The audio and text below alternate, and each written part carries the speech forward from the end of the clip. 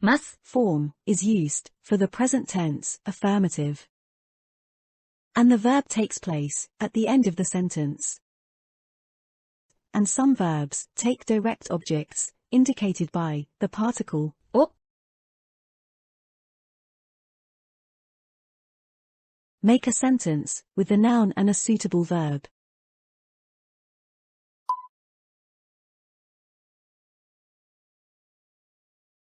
テレビを見ます。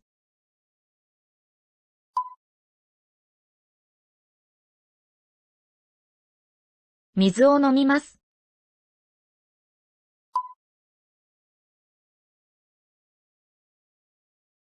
パーティーをします。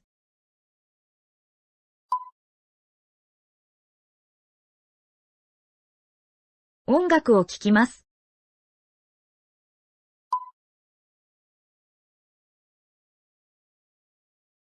弁当を食べます。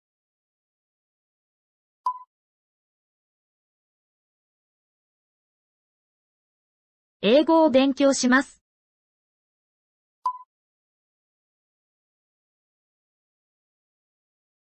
ポッドキャストを聞きます。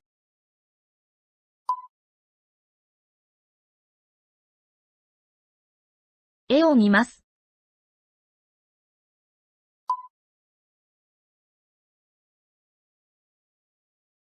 英語を話します。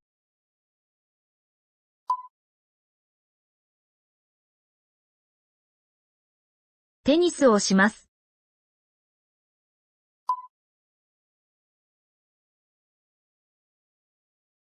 本を読みます。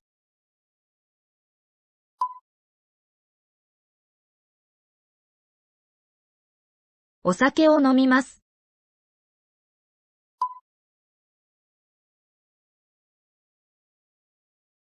雑誌を読みます。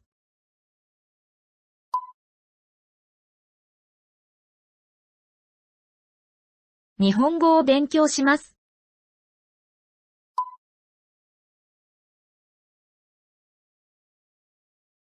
ラジオを聞きます。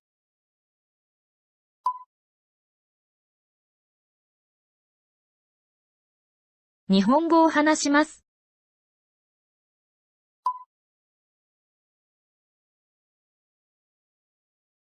ハンバーガーを食べます。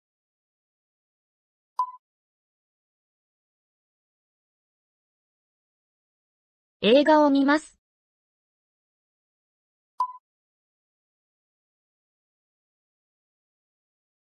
外国語を話します。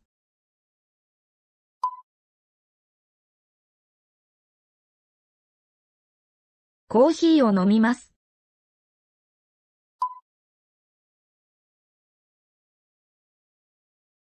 新聞を読みます。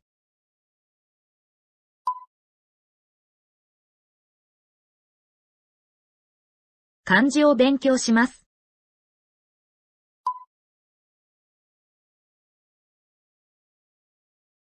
寿司を食べます。